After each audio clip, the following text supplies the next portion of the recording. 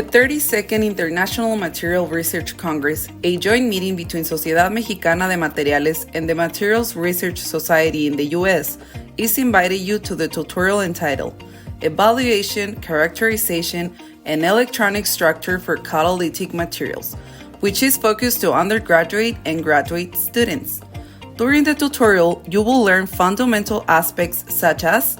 preparation methods for catalytic materials including microwave assistance and hydrothermal,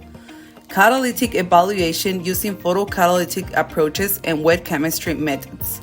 The tutorial will also cover catalytic oxidation by Syria, catalytic sulfides mainly cobalt-promoted MOS2, and characterization techniques including XPFs,